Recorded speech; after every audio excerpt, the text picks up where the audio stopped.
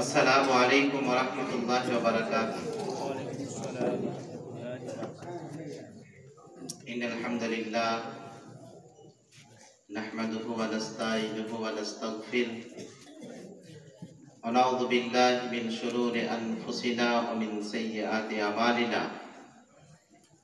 মান ইয়াহদিহিল্লাহু ফালা মুযিল্লা লাহু ওয়া মান ইউযলিলহু ফালা হাদিয়া লাহু। وأشهد أن لا إله إلا الله وحده لا شريك له وأشهد أن محمدا عبده ورسوله أما بعد. أعوذ بالله من الشيطان الرجيم. بسم الله الرحمن الرحيم. يا أيها الذين آمنوا اتقوا الله حق تقاته ولا تموتن إلا وأنتم مسلمون. يا أيها الناس اتقوا ربكم الذي خلقكم من نفس واحدة وخلق منها زوجها وبث منهما رجالا كثيرا ونساء واتقوا الذي تساءلون به والأرحام إن الله كان عليكم رقيبا. يا أيها الذين آمنوا اتقوا الله وقولوا قولا سديدا يصلح لكم أعمالكم ويغفر لكم ذنوبكم ومن يطع الله ورسوله فقد فاز فوزا عظيما. أعوذ بالله من الشيطان الرجيم. بسم الله الرحمن الرحيم. من قتل نفسا بغير نفس أو فساد فكأنما قتل الناس جميعا. وقال النبي صلى الله عليه وسلم المسلم من سلم الناس. সমস্ত প্রশংসা আল্লাহ রাব্বুল আলামিনের জন্য। দরুদ ও সালাম বর্ষিত হোক সমস্ত নবী ও আম্বিয়া কেরামের উপর, বিশেষভাবে শেষ নবী মুহাম্মদ সাল্লাল্লাহু আলাইহি সাল্লামের উপর। আল্লাহুম্মা আমিন। আল্লাহুম্মা সাল্লি আলাইহি আল্লাহুম্মা বারিক আলাইহি। আজ হায়াতুন রহমানিয়া মাদ্রাসা এর পরিচালনায় একটি আলোচনা সভা, আর এই আলোচনা সভায় আমার নির্ধারিত বিষয় অমুসলিমদের ব্যাপারে, মুসলিমদের সাথে মুসলমানদের কর্তব্য। এখানে অমুসলিম বলতে মুসলিম এবং অমুসলিম, এই অমুসলিম বলতে মুসলিমের বিপরীত যতগুলো ধর্ম আছে সমস্ত, এবং এই মুসলিম বাদ দিয়ে বাকি যে জাত বা ধর্ম রয়েছে সার্বিকভাবে এই সমস্ত ধর্মকে এক ক্যাটাগরিতে এবং ইসলামকে এক ক্যাটাগরিতে, এই নিয়ে আজকে আলোচনা। এর পূর্বে আমি আপনাদেরকে বলি, আমার আলোচনা শুরু করার পূর্বে খুব একটি প্রসিদ্ধ আয়াত, সূরা আল ইমরান সূরা নম্বর 3 আয়াত নম্বর 110। আল্লাহ তাআলা বলেন, কুনতুম খায়রা উম্মাতিন উখরিজাত লিন-নাস তা'মুরুনা বিল মারুফ ওয়া তানহাউনা আনিল মুনকার ওয়া তু'মিনুনা বিল্লাহ। মহান আল্লাহ তাআলা বলেন, তোমরা হচ্ছ শ্রেষ্ঠ জাতি, এই পৃথিবীতে তোমাদেরকে আনয়ন করা হয়েছে মানুষদের জন্য, যাতে তোমরা মানুষদেরকে ভালো কামের আদেশ, মন্দ কামের নিষেধ প্রদান করো, এবং তুমি আল্লাহ ভীরু হও। এই আয়াতের প্রথম অংশে স্পষ্টভাবে আল্লাহ তাআলা বলছেন যে মুসলমান জাতিকে পৃথিবীতে আনার কারণ হচ্ছে মানুষদের জন্য। কুনতুম খায়রা উম্মাতিন উখরিজাত লিন-নাস, পৃথিবীতে তোমরা শ্রেষ্ঠ জাতি, তোমাদেরকে পৃথিবীতে আনা হয়েছে বেজাতির জন্য, তোমাদেরকে পৃথিবীতে আনা হয়েছে বেধর্মীদের জন্য, তোমাদেরকে পৃথিবীতে আনা হয়েছে নাস মানব সম্প্রদায়ের জন্য। মানব সম্প্রদায়ের মধ্যে তোমাদের কর্ম কি, কাজ কি, কি করবে তাদের মধ্যে, কেন তাদের পিছনে তোমাদেরকে আনা হয়েছে, তাদের পিছনে কি কর্ম করবে, তাদেরকে আল্লাহর পথে ডাকবে। মুসলমানদের অমুসলিমদের উপরে সবচাইতে বড় কর্তব্য হচ্ছে আজকে কোটি কোটি হাজার হাজার লক্ষ লক্ষ বেদিন, হাজার হাজার অমুসলিম না জেনে আল্লাহর সঙ্গে শিরক করছে, না জেনে পৃথিবীর কোটি কোটি দেবী দেবতার সম্মুখে মাথা নত করছে। জ্ঞান না থাকার কারণে পৃথিবীর শত শত ব্যক্তিকে, শত শত মূর্তিকে, শত শত পাথরকে, শত শত গাছকে তারা নিজের প্রতিপালক বানিয়ে নিয়েছে। এই মুসলমানদের মৌলিক কাম হচ্ছে ওই জায়গায় যেখানে তাদের ভুল হচ্ছে সেই ভুলটুকু ধরিয়ে তাদেরকে শুধরে দেওয়া। আর এর জন্য যত নবী এবং রাসূলগণ এই পৃথিবীতে এসেছেন, বেশিরভাগ নবী এবং রাসূলদের এই পৃথিবীতে তখনই অবতীর্ণ করা হয়েছে যখন সমাজ 100-তে 100 অমুসলিম। আপনি দেখুন ইব্রাহিম আলাইহিস সালাম একজন মুসলিম ব্যক্তি, একজন পরহেজগার ব্যক্তি, আল্লাহ ভীরু ব্যক্তি, পৃথিবীতে তখন এলেন যখন আল্লাহর নাম লেনেওয়ালা কেউ ছিল না। ইব্রাহিম আলাইহিস সালামের দায়িত্ব কি ছিল? একজন মুসলমান হিসাবে, একজন মুসলিম হিসাবে ইব্রাহিম আলাইহিস সালামের কর্তব্য কি ছিল? এই অমুসলিমদের উপরে ইব্রাহিম আলাইহিস সালাম সর্বের প্রথম যেটা কর্তব্য বুঝেছিলেন যে তারা এক আল্লাহকে বাদ দিয়ে তারা হাজার হাজার দেব দেবীর যে পূজা করছে, এটা সবচাইতে বড় কর্তব্য আমার, যে তাদেরকে সেখান থেকে ফিরিয়ে দিতে। আজকে উম্মতের সবচাইতে বড় কর্তব্য হচ্ছে যেই এক আল্লাহর সম্মুখীন শির নত করা, মাথা নত করা, মানুষদের মৌলিক একটি ইবাদত। এই ইবাদত থেকে যে মানুষ দূরে সরে রয়েছে, তারা অমুসলিমের লেভেল নিয়ে এদের কাছে গিয়ে আল্লাহর প্রচার, রাসূলের প্রচার, আল্লাহর কিতাবের প্রচার করতে হবে। এটা হচ্ছে মুসলমানদের সবচাইতে বড় কর্তব্য। ইমাম ইবনে তাইমিয়া রাহিমাহুল্লাহ বলছেন, আপনি যদি অমুসলিমদেরকে দ্বীনের কথা না বলেন, আপনি যদি বেদিনদের কাছে ধর্মের কথা তুলে না ধরেন, তো প্রত্যেক ব্যক্তি আল্লাহ তাআলার দরবারে আল্লাহ তাআলার কাঠগড়ায় ফেঁসে যাবে।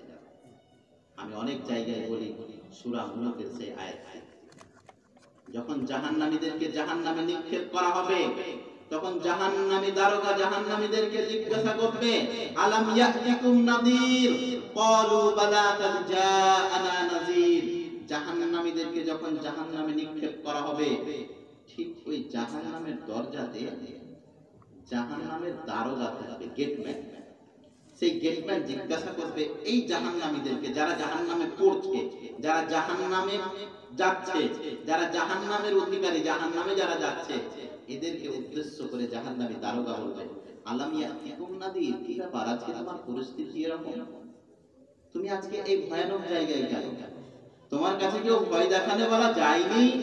তোমাকে আল্লাহ আল্লাহ রাসূলের কথা বলবে এরকম কেউ যায়নি? আজকে মুসলমানদের সবচাইতে বড় দায়িত্ব হচ্ছে ওই জাহান্নামী দারোগাকে জিজ্ঞাসা করবে, আলাম ইয়াতিকুম নাযীর? তোমার কাছে কি কেউ ভয় দেখানে বলা যায়নি? তখন ওই জাহান্নামীরা বলবে, ক্বালু বালা কাদ জাআনা নাযীর, নিশ্চয় এসেছিল, কিন্তু আমরা তাকে মিথ্যুক বলেছি। প্রিয় ভাই, মুসলিম হিসাবে প্রত্যেক মুসলিমের এটা দায়িত্ব যে আজকে মন ভোলা, আত্মভোলা যে সমস্ত ব্যক্তিরা ভুলের কারণে আল্লাহকে বাদ দিয়ে হাজার হাজার কোটি কোটি ব্যক্তিকে, হাজার হাজার কোটি কোটি জড় বস্তুকে দেবী দেবী হিসাবে গণ্য করছে, এদেরকে আল্লাহর পথে ফিরিয়ে নিয়ে আসা এদের মৌলিক একটি কর্তব্য। এই কর্তব্যতে যদি ব্যাঘাত ঘটে, সব দিক থেকে মুসলিম আজকে দুর্বল হয়ে যাবে। মনে রাখবেন, ইসলাম শব্দটি সালাম থেকে এসেছে বা সিলমুন থেকে এসেছে, যার মানে শান্তি। এর আরো কয়েকটি মানে পাই। মৌলিক ভাবে আমরা বলি ইসলাম মানে শান্তি, এরকম চলে। ইসলাম হচ্ছে একটি একশ্বরবাদ বা একশ্বরবাদী বা ইব্রাহিমী ধর্ম, যার মূল শিক্ষা লা ইলাহা ইল্লাল্লাহ মুহাম্মাদুর রাসূলুল্লাহ। এটা হচ্ছে ইসলামের মূল শিক্ষা। আল্লাহ ব্যতীত কোনো সত্য উপাস্য নাই এবং মুহাম্মদ সাল্লাল্লাহু আলাইহি সাল্লাম হচ্ছেন শেষ নবী এবং আল্লাহ তাআলার একজন বান্দা। এই ইসলাম আজ পুরো পৃথিবীর যে অঙ্ক কষা হয় 200 থেকে নিয়ে 210টি দেশ পুরো পৃথিবীতে স্বাধীন দেশ যার সংখ্যা প্রায় 198 স্বাধীন দেশ। এখনো পৃথিবীতে অনেকগুলি দেশ আছে যেগুলো স্বাধীন নয়। স্বাধীন দেশের সংখ্যা পুরো পৃথিবীতে প্রায় 198। আর এই স্বাধীন দেশগুলির মধ্যে প্রায় 50টি দেশ যেখানে মুসলিমেরা সংখ্যা গরিষ্ঠতায় মানে সংখ্যায় বেশি। 50টি দেশ পুরো পৃথিবীতে এই মুসলমানদের সংখ্যা, আমরা যদি তাদের ইকোনমি সরকারি লেভেলে যদি দেখি তাহলে 1.9 বিলিয়ন। পুরো পৃথিবীর ইকোনমি এটা মুসলমানদের 1.9 বিলিয়ন।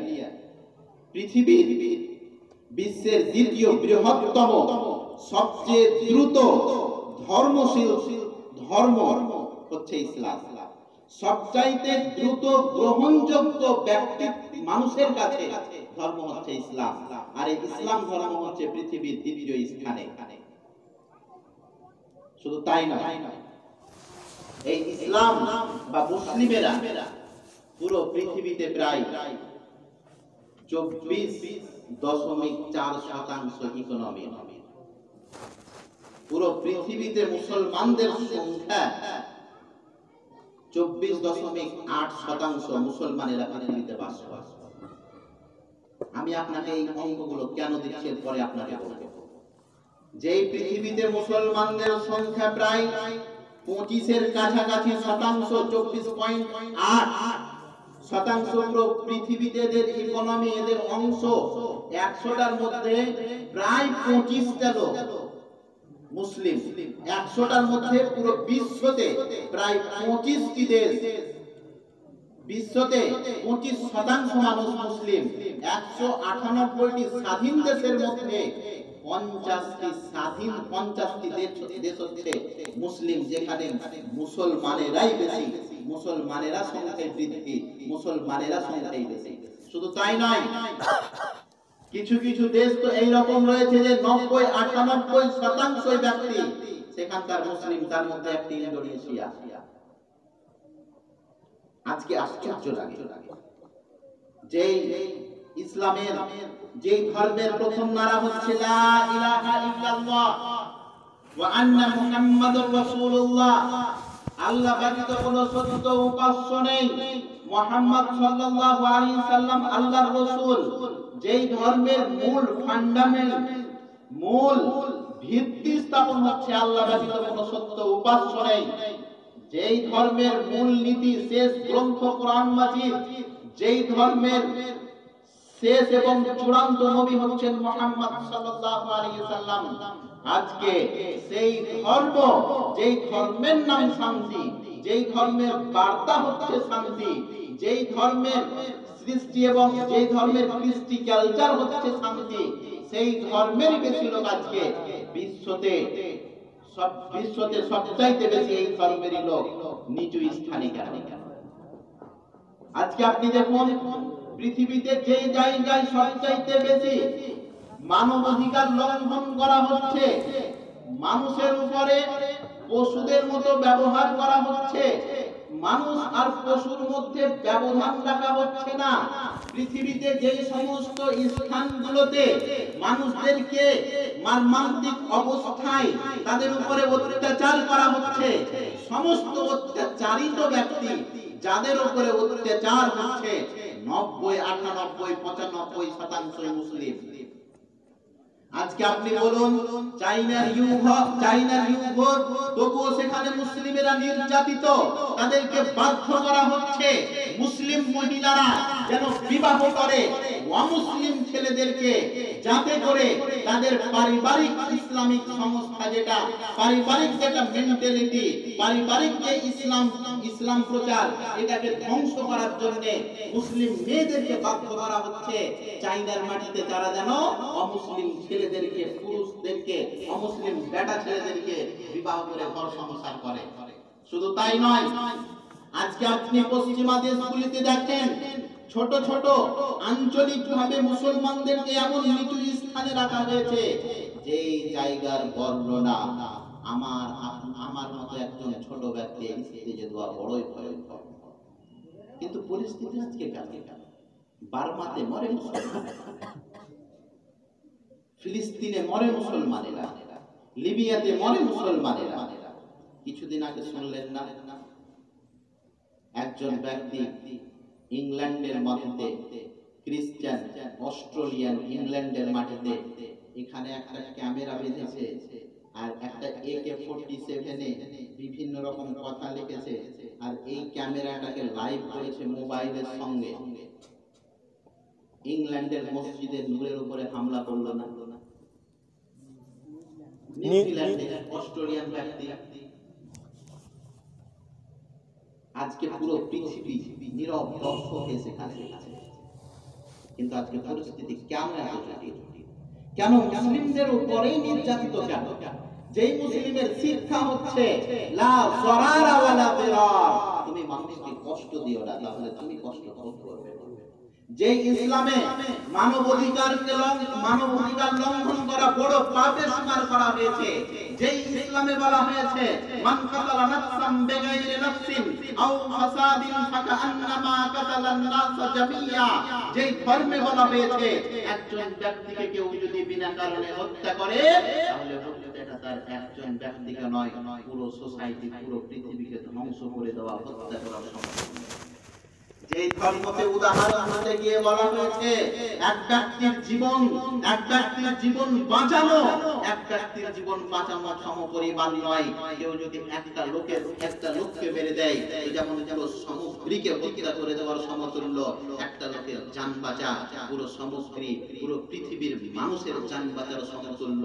যেই ধর্মে বিনা কারণে কীট পতঙ্গ পশু প্রাণী মারা হারাম, যেই ধর্মে বিনা কারণে বৃক্ষকে কাটা হারাম, যেই ধর্মে বৃক্ষ রোপণ করা হচ্ছে সুন্নাত, যেই ধর্মে একটি দিনদারি মহিলা বিড়ালের উপরে অত্যাচার করার কারণে আল্লাহ বললেন জাহান্নাম। সামান্য একটি বিড়াল কি যায় আছে আমার আপনার? রাসূল করিম সাল্লাল্লাহু আলাইহি সাল্লাম বলেন একজন দ্বীনদার মহিলা, মুত্তাকি মহিলা, পরহেজগার মহিলা, নামাজি রোজাদার মহিলা, একজন জান্নাতি মহিলা, তার বাড়িতে বিড়াল ছিল।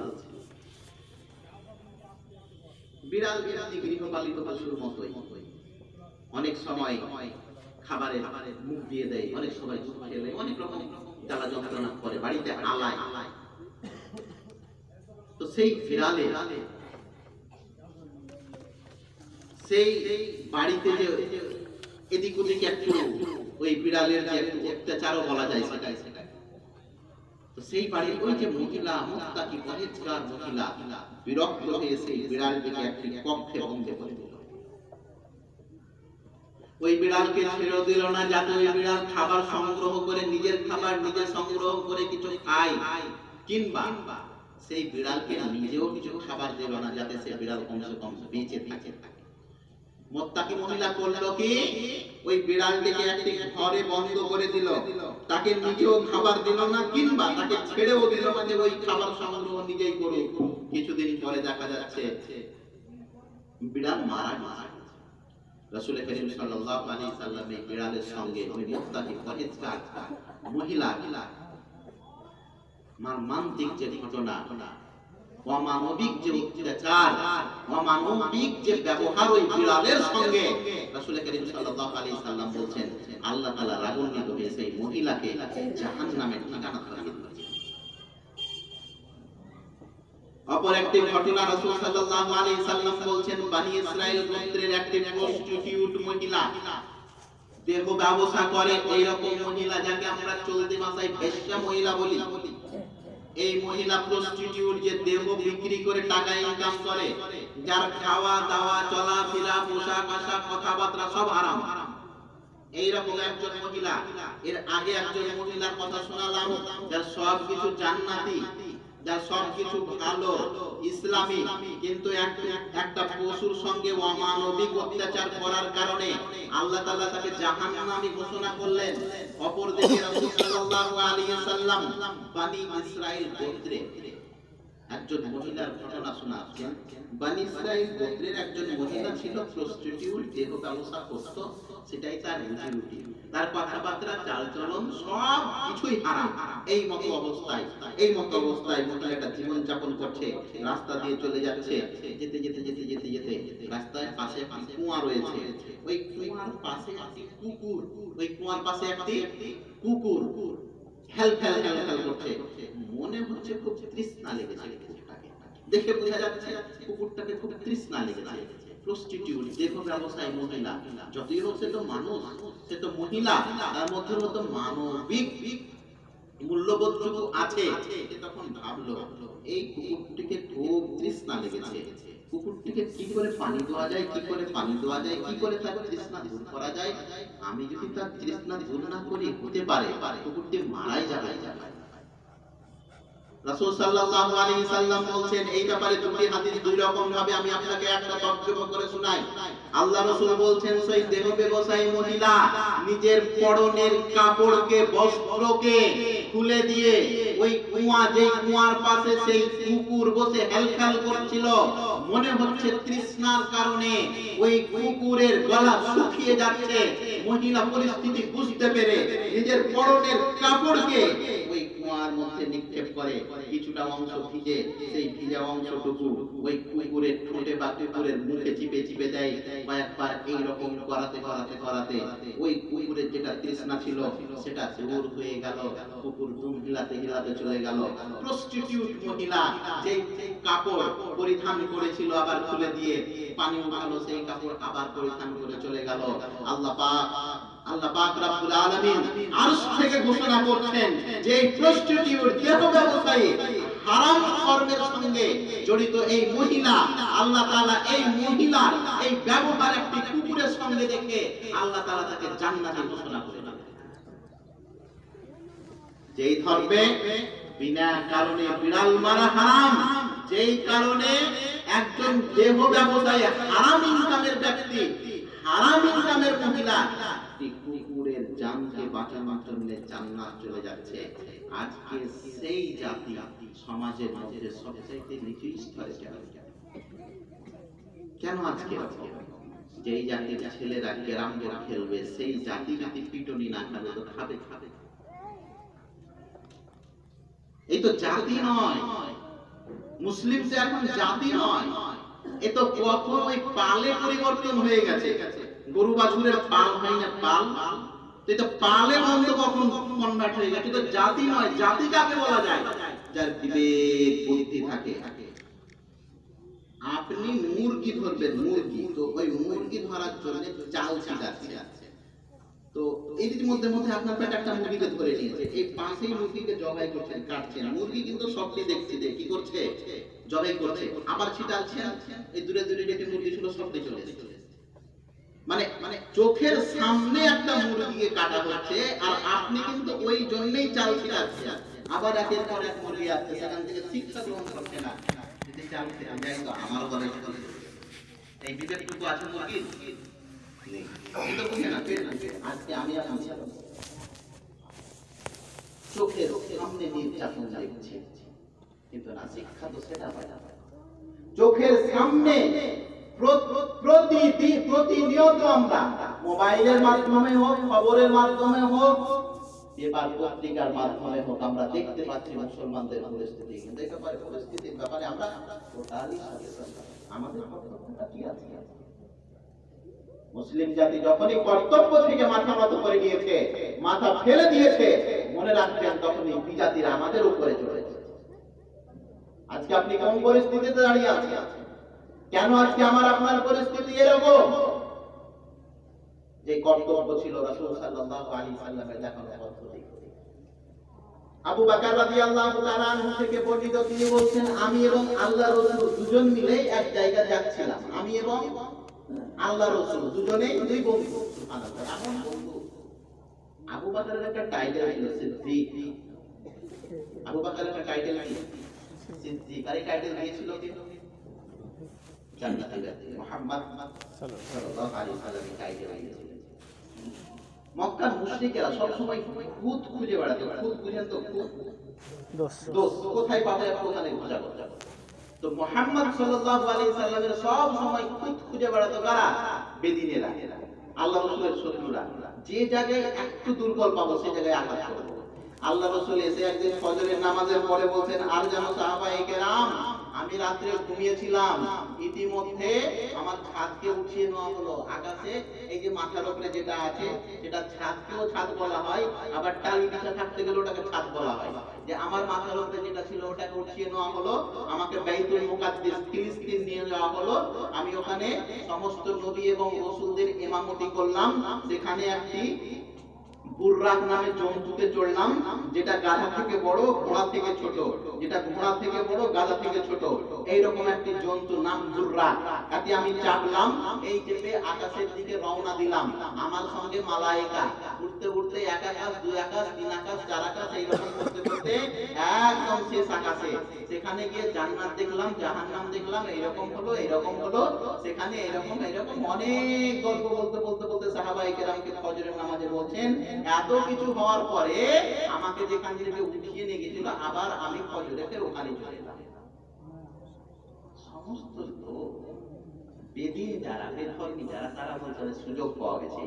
না না, একটা লোক কি করে মদিনা থেকে বাইতুল মুকাদ্দাস যেতে পারে, মানে ফিলিস্তিন, আবার ফিলিস্তিন থেকে সাত আসমান, আবার ফিরে সাত আসমান থেকে ওই কিছুক্ষণ কয়েক ঘন্টা আঙুলে গোনা, তার মধ্যে আবার ফের মদিনা, আবার ফের ফজরের নামাজ জামাত।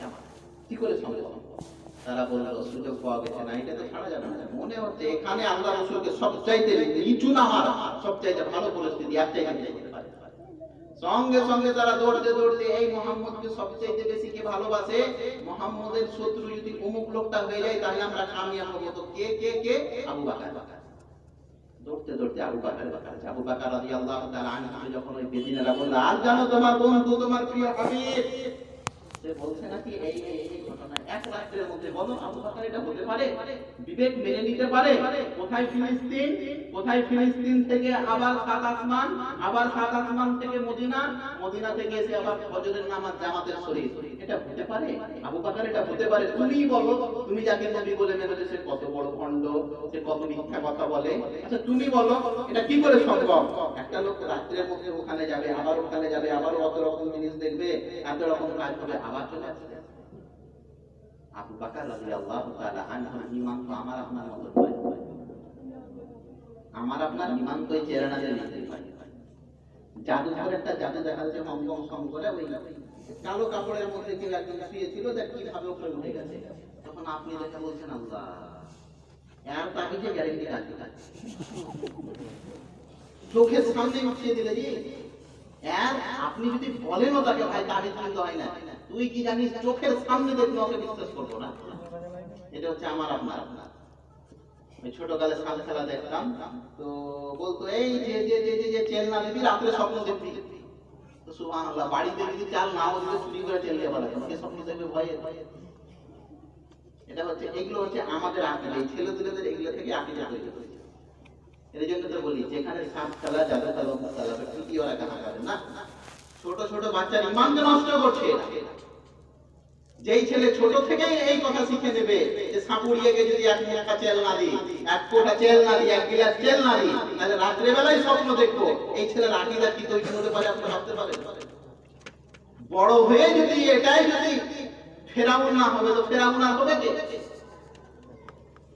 রাসূল সাল্লাল্লাহু আলাইহি ওয়াসাল্লামের ব্যাপারে যখন আবু বকরকে বললেন, আর জানো আবু বকর এই এরকম, আবু বকর রাদিয়াল্লাহু তাআলা আনহু নীরব।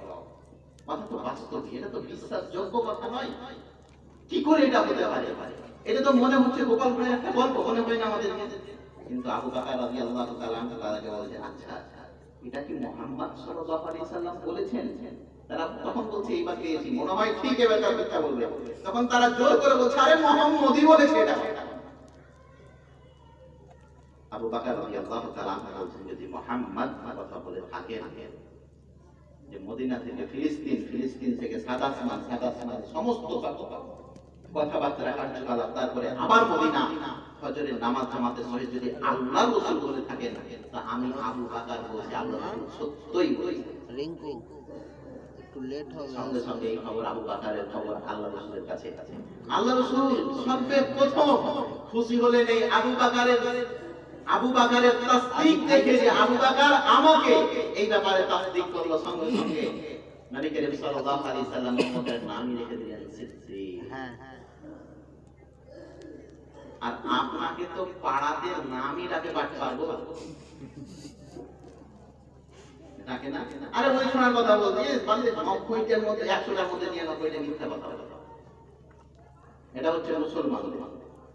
এদের যে দায়িত্ব কি, কর্তব্য কি, এদের যে কীর্তিকলাপ কি, কুকুর শিয়াল বাঁদর হনুমান মানে জন্তুর চাইতে খারাপ। আশ্চর্য, যারা আল্লাহর উপাসনা থেকে দূরে সরে রয়েছে, বাস্তবে তারা পশু প্রাণী থেকে খারাপ। কোরআনের আপনি ভাষা দেখো, আদাল বলা হয়েছে, এদের চাইতেও জঘন্য প্রাণী হচ্ছে। আমি যে হাদিস শোনাচ্ছিলাম আবার সেখানে আল্লাহ রাসূল চলে যাচ্ছেন প্রিয় হাবিব আবু বকরের সঙ্গে, আবু বকর চলে যাচ্ছেন প্রিয় হাবিব মুহাম্মদ সাল্লাল্লাহু আলাইহি সাল্লামের সঙ্গে। দুজনেই সাথে বলতে পারে। আবু বকরও জানতে পারতেন আল্লাহর রাসূলের জন্য, আল্লাহ রাসূলও জানতে দিতেন আবু বকর। একতরফা নয়, দুদিক থেকে একদম পৃথিবী একদিকে, আল্লাহ রাসূল আর আবু বকরের ভালোবাসা একদিকে।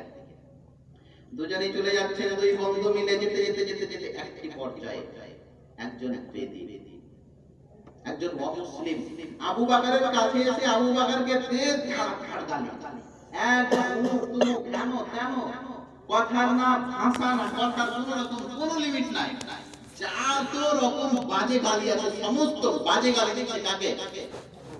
আবু বকর রাদিয়াল্লাহু তাআলা আনহু। আবু বকরও শুনছেন, আল্লাহর রাসূল পাশে আবু বকর তিনিও শুনছেন, দুজনেই নীরব দর্শকে দাঁড়িয়ে আছেন। আর ওই লোকটা, ইহুদি লোকটা আবু বকরকে ধর করে গালি দিয়ে চলে যাচ্ছে। ইতিমধ্যে সহ্যের একটা সীমা থাকে।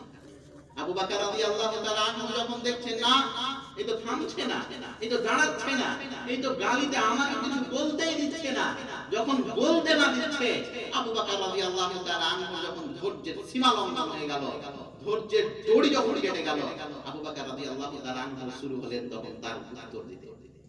যখনই আবু বকর রাদিয়াল্লাহু তাআলা আনহু সেই ইহুদির বেদর্মীর গালির প্রতি উত্তর দিতে আরম্ভ করলেন, আল্লাহর রাসূল যে আবু বকরের পাশেই ছিলেন, আল্লাহর রাসূল আবু বকরকে ছেড়ে অনেকটা দূর চলে গেলেন। আল্লাহর রাসূল কোথায় ছিলেন? আবু বকরের পাশে। দুজন বন্ধু মিলে গালি শুনছিলেন। যখন আবু বকর প্রতি উত্তর দিতে শুরু করেছেন, আবু বকর থাকলোই আল্লাহর রাসূল চললেন। তো এটি আবু বকরের খুব মন খারাপ। আবু বকরের কি খারাপ? খুব মন খারাপ যে লোকটা অন্যায় ভাবে এসে আমাকে গালি দিচ্ছে। এতক্ষণ গালি দিচ্ছিল, আপনি শুনছিলেন, আমি তো অন্যায় করিনি, আমি তো তাকে প্রতি উত্তর দিচ্ছিলাম। সে গালি দিচ্ছিল, আমি তাকে গালির উত্তর দিচ্ছিলাম। তো আপনি ওই পরিস্থিতিতে আমার সহযোগিতা করবেন, আমার দিক থেকে দুটো কথা বলবেন, তা নয় আপনি বরঞ্চ আমাকে একাই ছেড়ে পালিয়ে গেলেন। কেমন কথা বলে? আপনি আমাকে ছেড়ে চলে এলেন সেখান থেকে। রাসূল করিম সাল্লাল্লাহু আলাইহি সাল্লাম আবু বকরকে বলেছেন, আবু বকর, যখন তুমি আর আমি নীরব দর্শক হয়ে সেই ব্যক্তির গালি শুনছিলাম, আমি আকাশের দিকে দেখছি, সমস্ত ফেরেশতা তোমার আমার গার্ড হয়ে গেছে। যখন ওই ইহুদি তোমাকে গালি দিচ্ছিল, আমি ওখানে আর তুমি ওখানে নীরব দর্শক হয়ে শুনছিলাম, আকাশের দিকে দেখি সমস্ত ফেরেশতা তোমার আমার সংরক্ষণ বেক্ষণকারী হয়ে দাঁড়িয়ে আছে। আমি আকাশে দেখছি যে তারা তো উপস্থিত আমাদের সুরক্ষার জন্য, এর জন্য আমি সেখানে চুপ ছিলাম। সেই পরিস্থিতিতে আমি নীরব দর্শক হয়েছিলাম। তুমি আর আমি যখন নীরব দর্শক, আকাশবাসীরা ফেরেশতা মণ্ডলী তখন তোমার আমার জন্য প্রস্তুতি গ্রহণ করেছে। কিন্তু যখন তুমি প্রতি উত্তর শুরু করলে, আমি আকাশের দিকে দেখলাম আমাদের সংরক্ষণ বেক্ষণকারী যারা ফেরেশতা, আমাদের যারা গার্ড ছিল, তারা আমাদের মাথার উপর থেকে সরে গেল। আমি আর সেখানে থাকাটা ভালো মনে করলাম না, আমি সেখান থেকেই চলে গেলাম। এটা হচ্ছে ভাই তোমার চরিত্র। তোমাকে তো এইরকমই হতে হবে না। তোমার আব্বা যেটা শিখিয়ে দিয়েছে যে ইটের উত্তর পাথর দিয়ে দিবি, তোমার আব্বা একটা বোকা, তার জন্য কথা শিখিয়ে দিয়েছে। না, ইটের উপর পাথর দিয়ে দিতে গেলে কোনোদিনই সমাধান আসবে না, কখনোই এইরকম। আজকে মূল দায়িত্ব তুমি বুঝো, তোমার পরিস্থিতি তুমি বুঝো, তুমি হচ্ছে খায়রে উম্মাহ, তুমি হচ্ছে পৃথিবীর শ্রেষ্ঠ জাতি, তুমি কেন বিজাতির অনুসরণ করবে? তুমি তোমার কাছ থেকে বিজাতিরা শিখবে, তোমার কর্তব্য রয়েছে বিজাতিদের সঠিক পথে আনা, তোমার কর্তব্য রয়েছে তারা যেন আমাদের দ্বারা উপকৃত হয়, আমাদের কথাবার্তা, আমাদের চালচলন, আমাদের বেশভূষা, প্রত্যেকটা জিনিস মুসলমানদের অপরকে উপকৃত করবে। এর জন্য রাসূল সাল্লাল্লাহু আলাইহি সাল্লাম বলেন, খায়রুন নাস, পৃথিবীর শ্রেষ্ঠতম ব্যক্তি হচ্ছে সেই মান আনফাউহুন নাস, যে মানুষকে উপকার করে। আমি আপনি যদি মানুষকে উপকৃত করতে পারি, পৃথিবীর শ্রেষ্ঠতম কর্ম, শ্রেষ্ঠতম কাজই হচ্ছে এটা, যে আপনি মানুষ দিয়ে উপকৃত করবেন, আপনি মানুষের উপকার আসবেন, এটা হচ্ছে পৃথিবীর সবচাইতে বড় কথা। এই ব্যাপারে রাসূল করিম সাল্লাল্লাহু আলাইহি সাল্লাম বলেন, বুখারীর একটি রিওয়ায়াত, তিনি বলেন, বান্দা যখন কোনো ব্যক্তির সহযোগিতার জন্য দাঁড়িয়ে যায়, সে যে ব্যক্তি হোক না কেন, হিন্দু, মুসলিম, জৈন, বৌদ্ধ, খ্রিস্টান, যে কেউ হোক না কেন, যখনই কোনো ব্যক্তির সহযোগিতার জন্য দাঁড়িয়ে যায়, সেটা যেই হোক না কেন, হিন্দু, মুসলিম, খ্রিস্টান, জৈন, বৌদ্ধ, যে কেউ হোক না কেন, যদি দাঁড়িয়ে যায়, রাসূল করিম সাল্লাল্লাহু আলাইহি সাল্লাম বলেন, আল্লাহ তার সহযোগিতার জন্য দাঁড়িয়ে যান। আপনি যদি কাউরি সহযোগিতার জন্য দাঁড়ান, তো খুব বেশি হলে কি করতে পারবেন? এক বস্তা চাল দিতে পারবেন, 2-500 টাকা ধার আছে, সেটা হয়তো সংশোধন করবে। বাড়িতে হয়তো কেউ অসুস্থ, তাড়াতাড়ি অ্যাম্বুলেন্স নিয়ে এসে হাসপাতাল পাঠাতে পারবেন। মানে আপনার দৌড় তো এত দিবি, তাছাড়া তো আপনি কিছু করতে পারবেন না। কিন্তু আল্লাহ যে আপনার সহযোগিতার জন্য দাঁড়িয়ে যাবে। মুসলিমের একটি রিওয়ায়াতে রাসূল করিম সাল্লাল্লাহু আলাইহি সাল্লাম বলেন, যদি কোনো ব্যক্তির একটি প্রয়োজনকে দূর করে, এখানে ব্যক্তি বলেছে, আমি মুসলমান বলিনি, সেটা যে ধর্মেরই হোক না কেন, কোন মানুষের যদি একটি প্রয়োজনকে দূর করে, তো আল্লাহ তাআলা তার 100টি প্রয়োজনকে দূর করে দেবে। আপনাকে প্রস্তুতি গ্রহণ করতে হবে না, এর চাইতে লাভ আপনি পাবেন দুনিয়াতে। রাসূল করিম সাল্লাল্লাহু আলাইহি সাল্লাম বলেন, আল মুসলিম মান সালিমান নাস, আরে মুসলিম তো সেই যে যার মাধ্যমে অপর ব্যক্তি হেফাজত থাকবে। কি থেকে হেফাজত থাকবে? হাত থেকে, তার কথাবার্তা থেকে। মুসলিম তো সেই ব্যক্তি যেই ব্যক্তির কাছ থেকে অপর ব্যক্তি হেফাজতে থাকবে, নিরাপদ মনে করবে। মুসলিম তো সেই ব্যক্তি যে অপর ব্যক্তি তার কাছ থেকে নিরাপদ মনে করবে নিজেকে, তার হাত দ্বারা, তার কথাবার্তা দ্বারা, তার ব্যবহার দ্বারা। এর জন্য তো রাসূল করিম সাল্লাল্লাহু আলাইহি ওয়াসাল্লামের জীবনীতে যদি দেখি আমরা, অসংখ্য বেদিন কোন জায়গায় ঠাঁই পেত না, আল্লাহ রাসূলের দরবারে এসে ঠাঁই নিত, কারণ তারাও জানতো আমিন হচ্ছেন এই ব্যক্তি।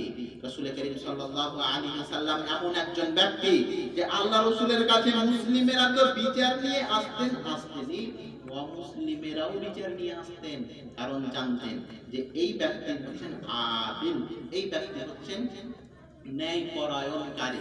আর আমার আর আপনার খবরই তো আলাদা। আমি আর আপনি তো ওই রকমই বিচার করি। এই আমার ছেলে আপনার ছেলেকে মেরে দিয়েছে, তো আমি করি এ পার্টি, আপনি করেন বি পার্টি। আর আমি আপনার কাছে গেছি, আমিও করি এ পার্টি, আমারই দোষ, তবু আমার ওই বিচারের লোক বলছে না, আর একটাও বলছে না। আর বিচার করছে এলাকার 3rd ডিগ্রি লোকেরা। বিচারক কারা? যারা মদখোর, গাঁজাখোর, সুদখোর, অমুকখোর, তুমুকখোর, তারা আজকে সবচাইতে বড় বিচারক। যে যত বড় হারাম করছে তত বড় বিচারক। নাই আপনি যখন বিচার হবে, আপনি ছবি তুলিয়ে আমাকে দেখেন যে নাম উঠেছে, আপনি মিথ্যা কথা বলছেন। যার মধ্যে দিনের জ্ঞান নেই, সে কিসের বিচার করে? ও তো বিচারই বুঝে না, বিচার কি কাকে বলে? এর জন্য সমাজের এই পরিস্থিতি। প্রিয় ভাই সকল, আমি আমার আলোচনা শেষ দিকে নিয়ে চলে এসেছি। রাসূল করিম সাল্লাল্লাহু আলাইহি সাল্লাম বিশেষ করে অমুসলিমদের ব্যাপারে যে নৈতিকতা, ইন্ডিভিজুয়াল, স্বতন্ত্রভাবে এক অপরের সঙ্গে বন্ধুত্ব রাখাকে কোনো হারাম প্রকাশ করেননি, কখনোই তাদেরকে শত্রু মনে করেননি। হ্যাঁ, শত্রু মনে করেছেন একটি পর্যায়ে, সেটা হচ্ছে যুদ্ধের ময়দানে। আপনি কোন একটি ইতিহাস ইসলামের দেখাতে পারবেন না যে আল্লাহ রাসূল যুদ্ধের ময়দান বাদ দিয়ে অন্য কোন জায়গায় পিছন দিক থেকে আজকে হঠাৎ ভাবে কোন অমুসলিমের উপরে আক্রমণ করেছে, কোন অমুসলিমকে আজে বাজে কথা বলেছে, এইরকম কোন আপনি নিদর্শন পাবেন না। হ্যাঁ, যতগুলো আক্রমণ রয়েছে সব জিহাদের ময়দানে। যারা জিহাদের ময়দানে লড়াই করেছে আল্লাহ রাসূলের বিরুদ্ধে, তারা যদি রাস্তাঘাটে কোনোদিন মোলাকাত হয়েছে, আল্লাহ রাসূল তাদেরকে বিদ্বেষমূলক ব্যবহার পোষণ করেননি।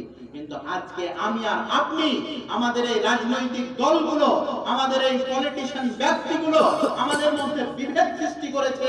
এটা হচ্ছে হিন্দু, এটা হচ্ছে জৈন, এটা হচ্ছে বৌদ্ধ, এটা হচ্ছে বৌদ্ধ, এটা হচ্ছে খ্রিস্টান, এটা হচ্ছে মুসলিম, এই রকম করে বিভেদ সৃষ্টি করে আমাদের এই মানুষের মধ্যে যে প্রেম প্রীতি ভালোবাসা, এটাকে তছনছ করে দিচ্ছে কিছু লোভনীয় ব্যক্তি, কিছু রাজনৈতিক পলিটিশিয়ান ব্যক্তি। তারা এই কথা বলে তারা তাদের লোহা গরম করতে চাইছে। কিন্তু মনে রাখবেন, কখনোই আমরা সেই রকম নয়। কাজী নজরুল ইসলাম সাহেব বলেছিলেন, মোরা এক বৃন্তে দুটি কুসুম, হিন্দু মুসলমান, মুসলিম তার নয়নমণি, হিন্দু তাহার প্রাণ। বাস্তবে না, কোন জায়গায় এরকম আছে শরীয়তে যে হিন্দু তোমার শত্রু? না, বরঞ্চ আল্লাহ রাসূল মক্কা থেকে মদিনা গেলেন, ঔস এবং খাজরাজ ইহুদি যারা, তাদের সঙ্গে চুক্তি করলেন, দেখো ভাই, ঔস গোত্রের লোকেরা তোমাদের উপরে কেউ যদি কিছু বলে তো আমরা বেরিয়ে যাবো, কিন্তু তোমাকে মারতে দেব না কাউকে। কার জন্য বলছে? ইহুদিদের জন্য। এবং আমাদের উপরে কিছু হতে গেলে তোমরা ফিরে আসো। এই ডিল, চুক্তি করছেন মুহাম্মদ সাল্লাল্লাহু আলাইহি সাল্লামের নবীদের সঙ্গে। আজকে আমার আপনার চরিত্র, হিন্দু দেখতে গেলে নাকে হাত দিয়ে আপনি পালান কেন? এটা দাওয়াতের পদ্ধতি নয়, আপনার কর্তব্য। রাসূল কারীম সাল্লাল্লাহু আলাইহি সাল্লাম মুসলিম এলাকায় চলে যেতেন, বলতেন, ইয়া আইয়ুহান নাস কুলু লা ইলাহা ইল্লাল্লাহ তুফলিহু। এই দুনিয়ার মানুষেরা, তোমরা বলো আল্লাহর কাছে কোনো সত্য উপাস্য নেই, তোমরা কামিয়াব হয়ে যাবে। এটা হচ্ছে তোমার কর্তব্য। কোটি কোটি মানুষ আল্লাহর সঙ্গে আজকে জুলুম করছে, জুলুম করে না? তুমি বলছো আমি মুত্তাকি, পরেজগার, পাঁচ ওয়াক্তের নামাজি, আল্লাহকে খুব ভালোবাসি, আর সেই আল্লাহকে বাদ দিয়ে হাজার হাজার মানুষ তোমার সম্মুখীন বিভিন্ন রকম দেবী দেবতার সম্মুখীন মাথা নত করছে। তোমার অন্তরখানা কোনদিন কাঁদে না যে আল্লাহর জায়গায় এরাকে বসিয়েছে? কোনদিনই মন কাঁদে না। মন কি কাঁদবে? বেহায়াত তুমি এতটা, আরে বেলজ্জা তো তুমি এতটা, তাদের অনুষ্ঠানে তুমি ডান্স করতে যাও মাঝে মাঝে, আর তাদের ওই মিষ্টান্ন খাবারগুলো নাকি বলে তোমার জন্য হালাল। আস্তাগফিরুল্লাহ। না, আমি আপনাকে সে কথা বলছি না, আমি বলছি আন্তরিকতা এক মুসলমান অপর মুসলমানের সঙ্গে, এক ভাই অপর ভাইয়ের সঙ্গে রাখবেন। মুসলিম এবং অমুসলিমের সম্পর্কের দিক দিয়ে কোনো বিভেদ আল্লাহ রাসূল রাখেননি। হ্যাঁ, ইবাদতের দিক দিয়ে, দাওয়াতের দিক দিয়ে সে যদি তোমাকে আমাকে শত্রু মনে করে, সে ব্যাপারটা আলাদা, কিন্তু স্বাভাবিক পরিস্থিতিতে তারাও আমাদের ভাই। এর জন্য কোরআন এবং হাদিসে যত নবী এবং রাসূলগণ এসেছেন, নিজের কওমকে কি বলেছেন? ইয়া আখি, ইয়া কওমি, এই শব্দগুলো ব্যবহার হয়েছে। দুনিয়াবি ক্ষেত্রে তারা আমাদের ভাই, দুনিয়াবি ক্ষেত্রে আমাদের অমুসলিমেরাও ভাই। কিন্তু হ্যাঁ, আবার ভাইয়ের মধ্যে দুটি ভাগ আছে। কোরআনে এসেছে আল মুসলিম ও আকুল মুসলিম, মুসলমানেরা এক অপরের ভাই। কিন্তু নবী করিম সাল্লাল্লাহু আলাইহি সাল্লামের আরেকটি শিক্ষা হচ্ছে, আদম সন্তানের ক্ষেত্রে দিয়ে তারা আমার ভাই। আদম সন্তানের ক্ষেত্রে আমরা পৃথিবীর প্রত্যেক ব্যক্তি ভাই ভাই। কিন্তু হ্যাঁ, মুসলমান এবং অমুসলিমের মধ্যে ডিগ্রি অবশ্যই আছে, আমি সে কথা বলছি না। কিন্তু সার্বিকভাবে তারা আমাদের ভাই, তারাও আমাদের কাছে ভালো কিছু আশা করে, তারাও আমাদের কাছে ভালো কিছু আশা করে, আমরাও তাদের কাছে ভালো কিছু আশা করব। আর এটা তখনই চলবে যখন আমরা এক অপরকে ভালোবাসবো, আমাদের কর্তব্যটুকু বুঝবো। আমরা যখন তাদের সম্মুখীন এক আল্লাহর ইবাদতের জন্য মানুষদেরকে উদ্বুদ্ধ করব, তখনই আমাদের সঠিক বার্তাটা তাদের কাছে যাবে। আমি এখান থেকে আমার আলোচনা শেষ করছি। বিশেষ করে আল্লাহ তাআলার কাছে আবেদন, হে আল্লাহ, বর্তমান পরিস্থিতিতে যে সমস্ত ব্যক্তিরা রাজনৈতিক লোহা গরম করার জন্য পৃথিবীর মানুষদের মধ্যে বিভেদ সৃষ্টি করার চেষ্টা করছে, প্রত্যেক ব্যক্তিকে জাতীয়তাবাদের শিক্ষা দিয়ে জাতিভিত্তিক তারা লড়ানোর চেষ্টা করছে, হে আল্লাহ, এই সমস্ত কুরচিত মন্তব্যগুলোকে তুমি ব্যাখ্যা করো। হে আল্লাহ, আমাদের প্রত্যেক মানুষের মধ্যে, প্রত্যেক মুসলিমের মধ্যে একতা নিয়ে এসো। হে আল্লাহ, বিশেষ করে তোমার ইবাদত করানোর জন্য আমরা পুরো পৃথিবীর মানুষকে যেন উদ্বুদ্ধ করতে পারি, তোমার দাওয়াত যেন প্রত্যেক বাড়ি বাড়ি প্রত্যেক ব্যক্তির কাছে পৌঁছাতে পারি, এই তৌফিক দান করো। আমিন। সুবহানাকাল্লাহুম্মা ওয়া বিহামদিকা আশহাদু আল্লা ইলাহা ইল্লা আনতা আস্তাগফিরুকা ওয়া আতুবু ইলাইক। আসসালামু আলাইকুম ওয়া রাহমাতুল্লাহ।